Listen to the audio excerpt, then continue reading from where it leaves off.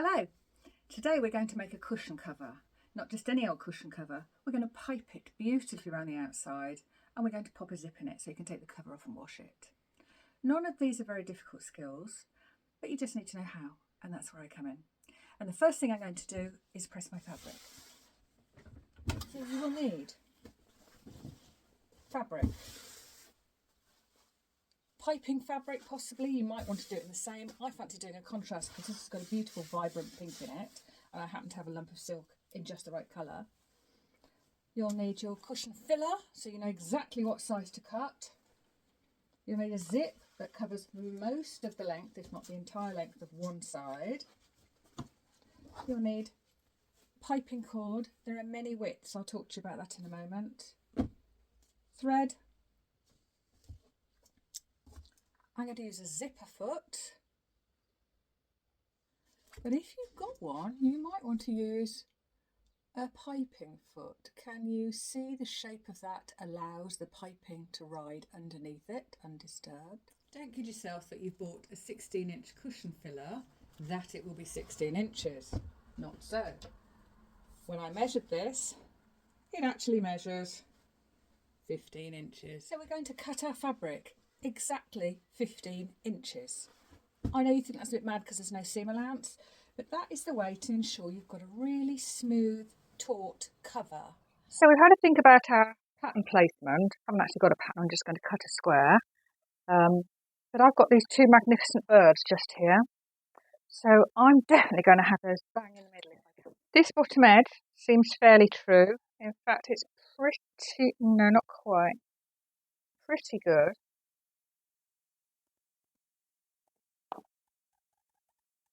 There we go, just make sure that bottom edge is absolutely straight and not too far off the grain.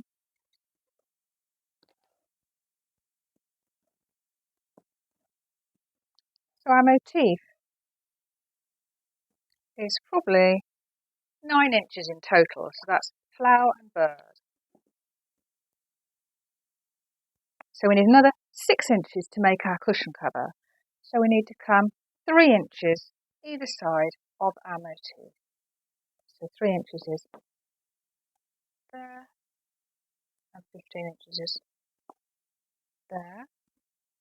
I want my set square to make sure it's a nice, true square. I'm going to lay the set square smooth and flat against the edge, slide it up to that chalk mark I've just made, and use my ruler, my longer ruler, just to give us that line against my chalk mark, 15 inches, which goes to there.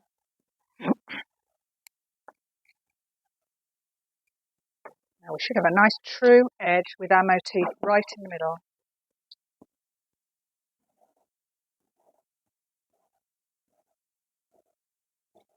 A little chalk mark at the top which tells me to stop, to a tiny snip there. Then we've got a snip at 15 inches there, and I'm going to do a snip at 15 inches here.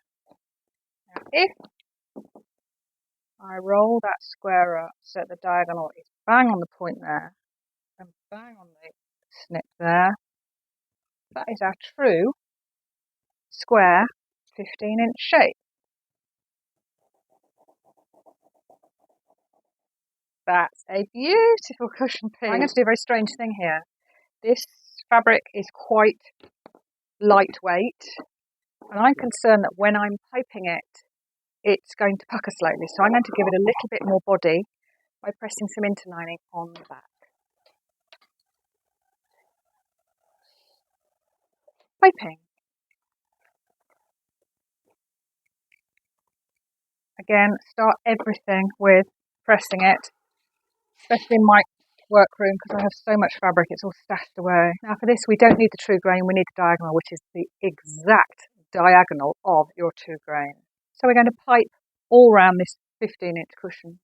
So if my math is correct, we need 15 times 4, which equals 15, 30, 60 inches of piping cord and piping fabric, seamed and joined and pressed, ready to use. I would say I'm going to do at least 65 inches just to make sure we've got a little bit to play with. We can find our exact bias one of two ways. Your bias is the perfect true diagonal between your grain lines, warp and weft.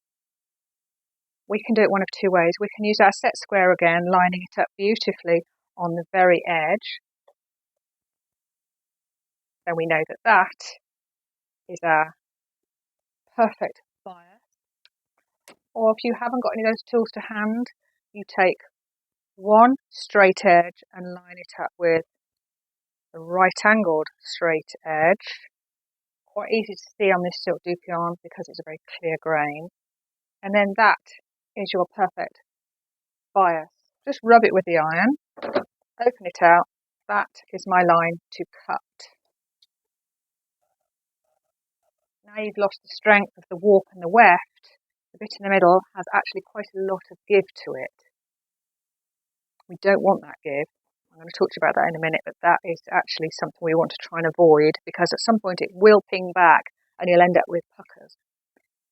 So we need to work out exactly how big to cut our piping cord, how wide. So to find out exactly how wide to cut your piping, we're going to fold that on the bias again, wrap it around my piping,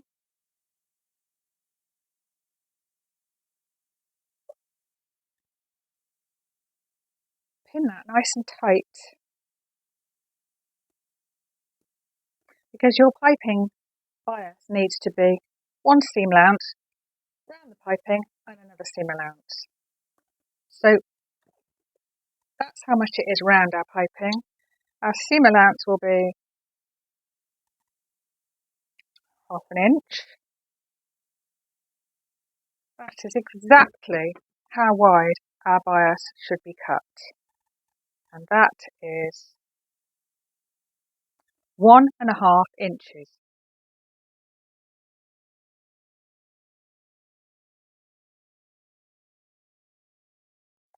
One and a half inches, exactly. 1.5 inches. That fourth one will be it enough. So we're going to piece our strips ready to wrap round our piping. And we're going to clamp one under the foot, get another piece ready, and he needs to be level with the other one, everything going in the grain going in the same direction. It looks odd because that's at a weird right angle, but in a minute it'll make perfect sense. We're going to overshoot a little bit so that the beginning and end of the stitching is on that point there, which will be the seam allowance. So we won't lose anything in the seaming.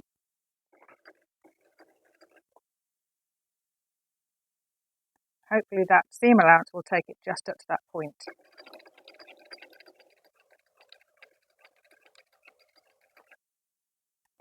Perfect.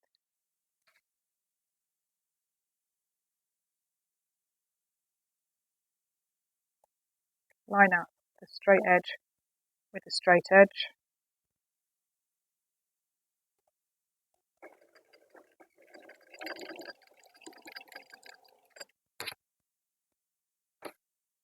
That's it. 5 pieces joined, 4 pieces joined. And now most importantly, I'm going to press these flat open. They're not going to be very nice to work with when they're a bit bouncy like that, so we want them nice and straight and flat. So I'm going to press those. So I've just given my piping bias a nice sharp press, so much easier to deal with. And the next thing I'm going to do is take the foot off. This is my go-to foot. This is your plain, straightforward stitching foot, straight and zigzag. So that's not allowing me to thread my piping cord under or put it next to. So I'm getting rid of that. If you're fortunate enough to have a piping foot, they're pretty darn smart. If you can see, that underneath it allows the piping to ride underneath it. Now, there are lots of different widths of piping, therefore lots of different sizes of piping foot. I'm not convinced this is the right size for what I'm going to do, so I'm not going to use this. I'm going to use my zipper foot.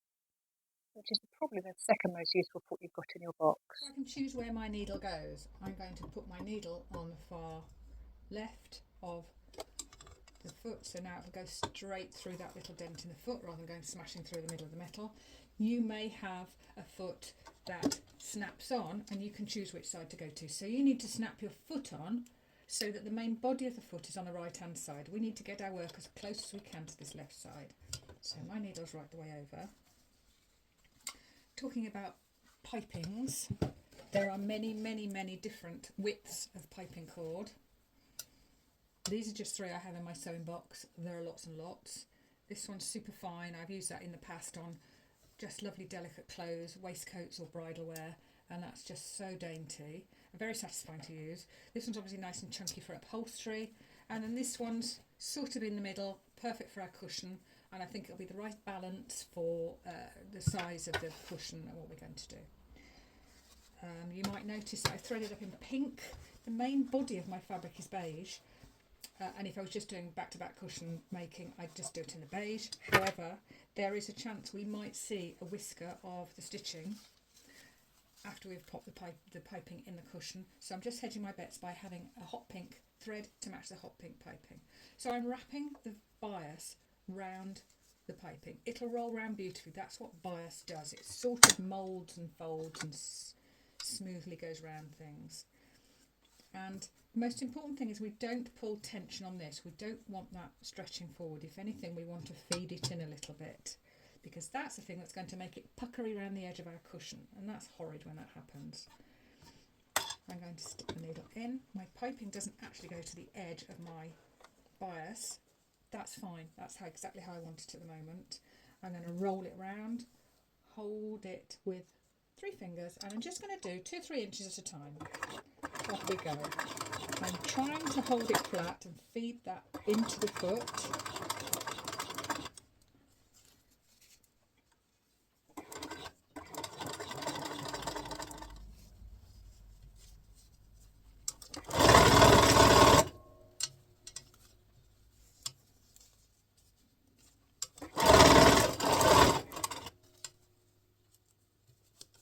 So coming to the end of my piping, I've got far too much, so I'm just going to stop it there, lift my foot up, pull it to the back and snip. Not going to chop that off. I don't want it to be left with a random end, and it's a waste. It's a waste of piping. The very bottom edge. I'm halfway along the bottom edge and I'm on the front side. Front side, bottom edge. Find the end of my piping cord.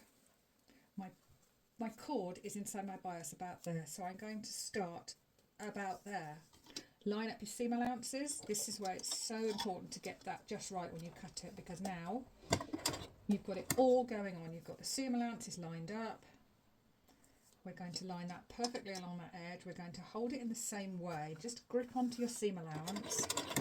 And again, try and get it nice and tight. You want to be bang on that original stitching line, or even the other side of it. When you get to 4 inches before the end, you're going to snip every ½ inch right up to your stitch line. 8 inches, that's 4 inches to the edge and 4 inches along there. More is fine, but that's more than adequate. We're going to go stitch right up to about 1 inch before the edge.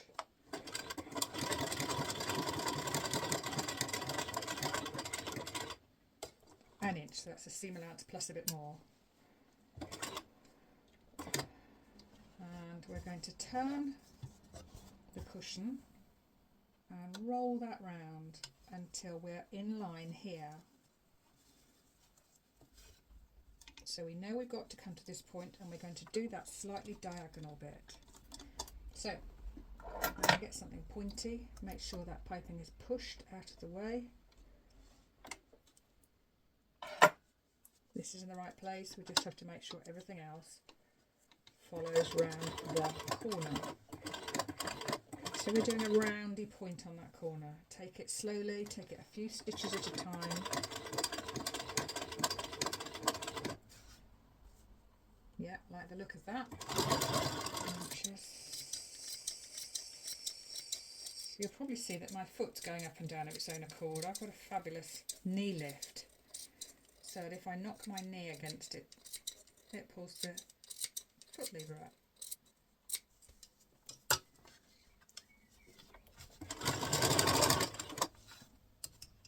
So going to an inch before the end. I'm going to line it out with my seam allowance here, just tugging it slightly. I'm not going to pull it too tight, don't want a sharp edge, I want a lovely round shape. I'll do a couple of stitches at a time around the beautiful curve that that piping on the bias has created all on its own.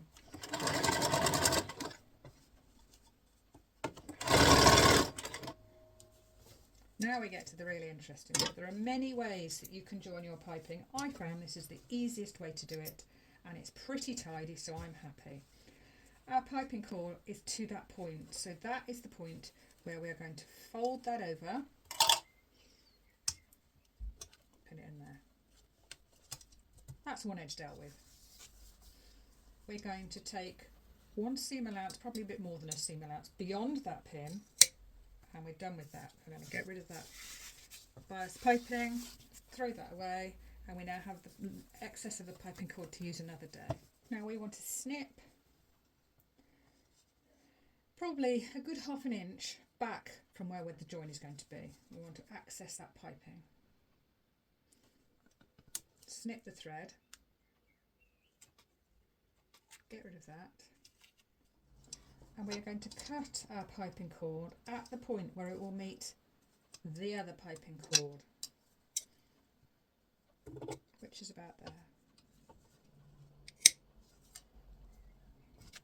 And we're going to do the same to this. I'm going to get a little bit closer on the pre-stitched piping so we know what we're doing. And we're going to do the same here. But in fact, I'm going to pull it round so that we've got a bit of an overlap.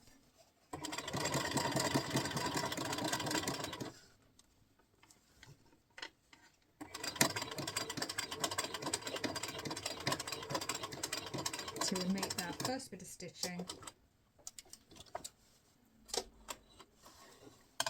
Snip that off, get rid of the pin, fold that back. There's a join there that you can barely see. It's at the bottom of the cushion, so that'll be the bit sitting on the sofa. Pretty neat. And you see what I did? I folded the first one back and then I pulled this one around. If I fold the other one back the same way, we might risk getting a gap that you'll be able to see through. So that just gives it a nice overlap. We're going to be working from our stitched side. So I'm going to pin my corner. I'm going to pin that corner. And we're going to come in, I don't know, about 2.5 inches to that point there. This is the opening for our zip.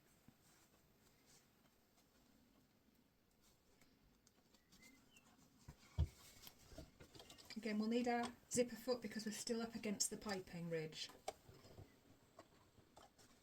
And we need to get as close to that original stitch line as possible.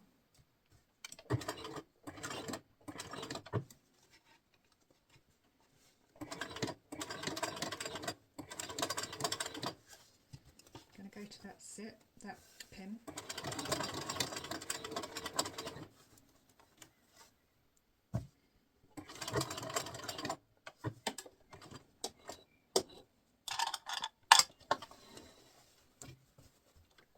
And stitch this one up.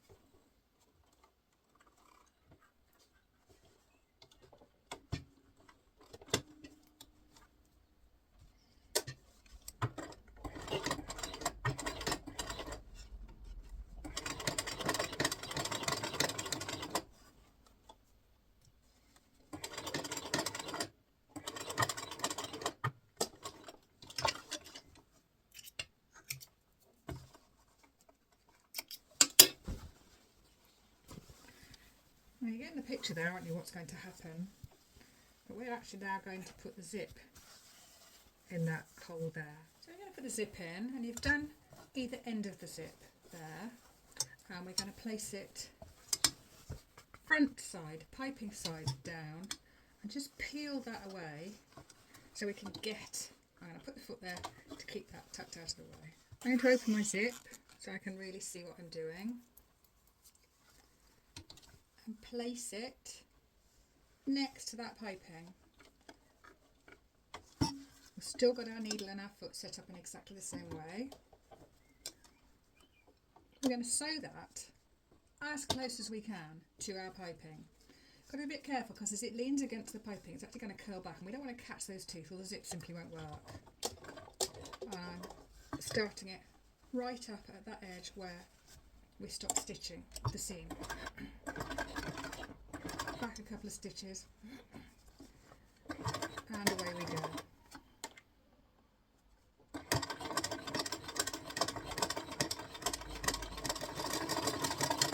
Stitch it right up to the point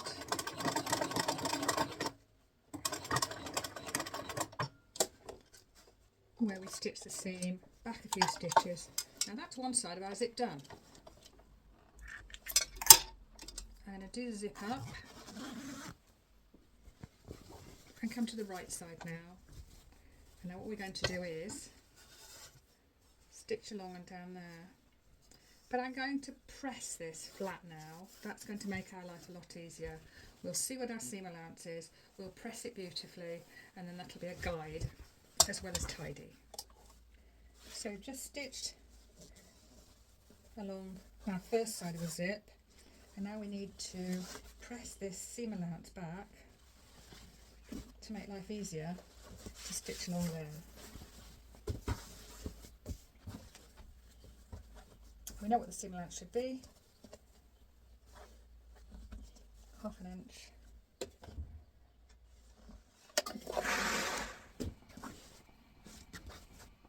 In a minute we'll press all round there when we've assembled it.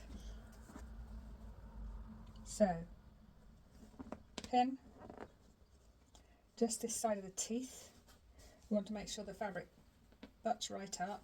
Bear in mind this will be on the fold, so it'll be exposed, so it needs as much fabric to cover it as possible.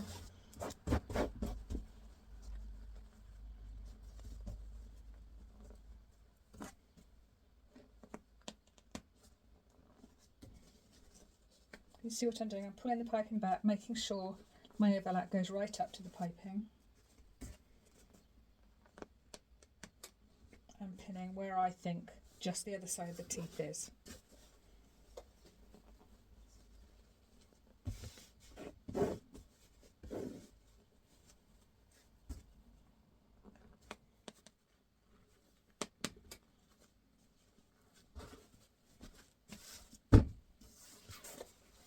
Ready to sew the overlap of our zip on the wrong side of the cushion.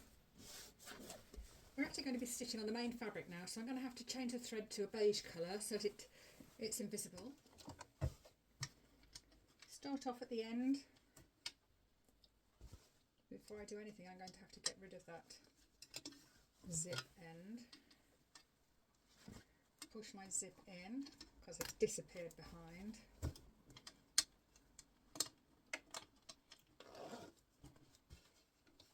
Right, so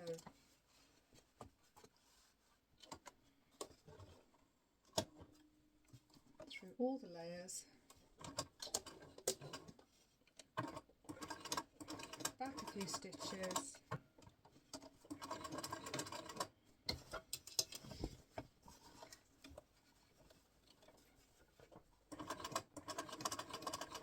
and stitch a lovely straight line. My pin's going in the wrong direction, so I'll have to take them out in good time.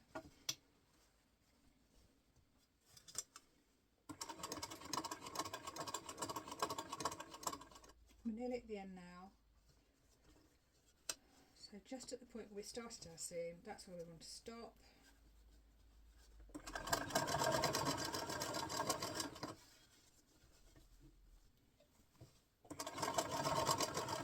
Just getting a bit of tension front and back to make sure we haven't got any wrinkles at the end of our zip. I can see that's where the stitching finishes. Pivot and stitch that last little edge to close the zip.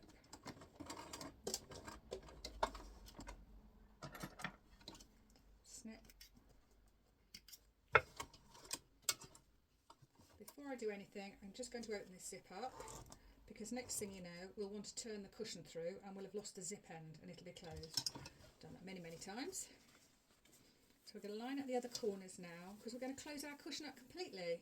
Nearly finished now actually. So let's just make sure our corners are lined up. Pin at each corner. I'm going to put a pin in the middle. That's probably all we need.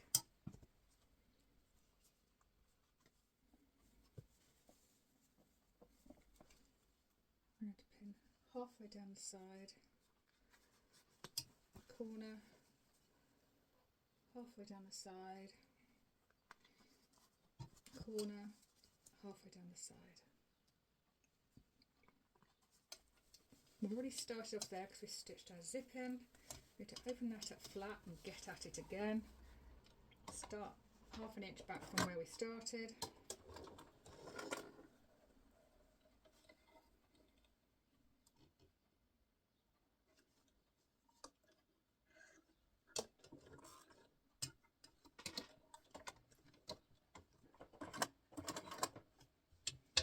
And we're going to get as tight as we can. I'm going to get in that corner, just make sure none of those snips have fallen into the seam. Nice and tight around the corner. I'm going to push it in with my fingers and with my fingernails, or you could just as easily do with an end of a scissor, just to make sure the piping is tucked in anyway and there's just a seam allowance left. All my seam allowances are in the right place. And we're going to take it steady round this corner, trying to go on the stitching already done, or better still, just inside it. That will ensure it's nice and tight. I've got another pin down here, but in the meantime I'll just make sure seam allowances are lined up, everything's smooth and straight.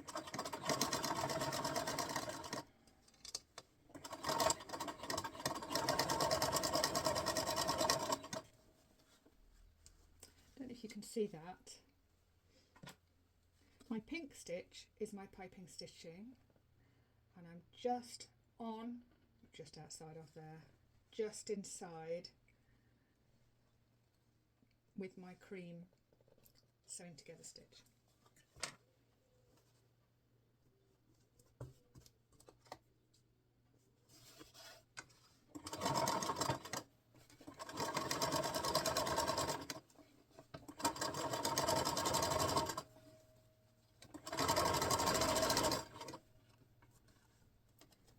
Just before I go around the corner, I'm going to make sure, can you see those little flippy bits, the seam allowance, it can fall in.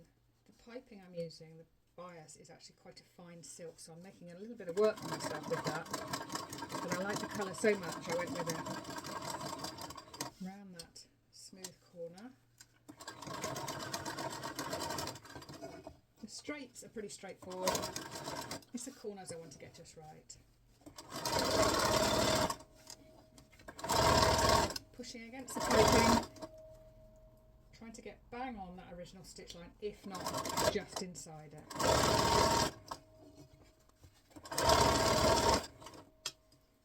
Just go up to my corner, I want to make sure there's no seam allowance getting inside.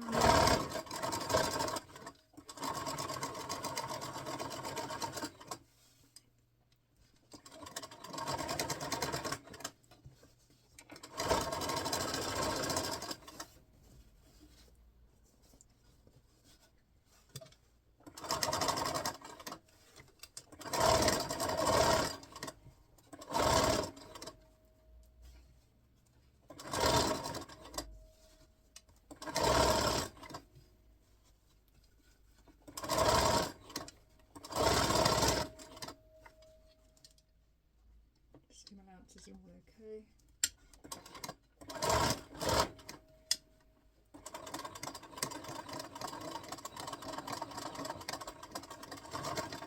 Ready to join the seam I did earlier before we started the zip. So we've closed up. And now for the big reveal. Thankfully we opened our zip up, so we haven't got to battle with that. I'm putting my hand in, finger to finger, finger in there, and push it through tight. I want to push all that beautiful piping out, each corner, finger to finger.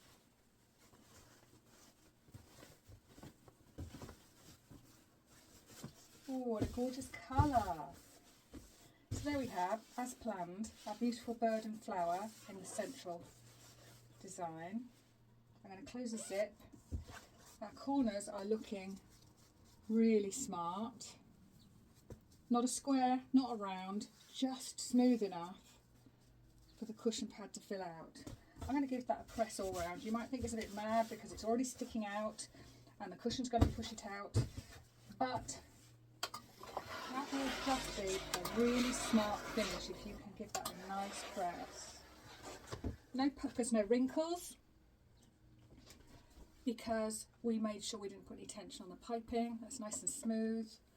Our join is down here somewhere. Can you see that? No, you can't, can you? Because it's nice and smooth. Now let's see if we can get our cushion pad in. Wet my fingers, fold it in half and feed it in. And make sure each corner is fed into its home.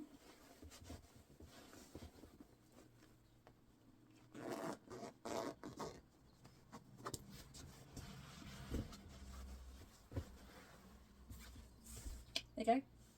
You did it with me. What do you think, Harvey? Yeah, he likes that too.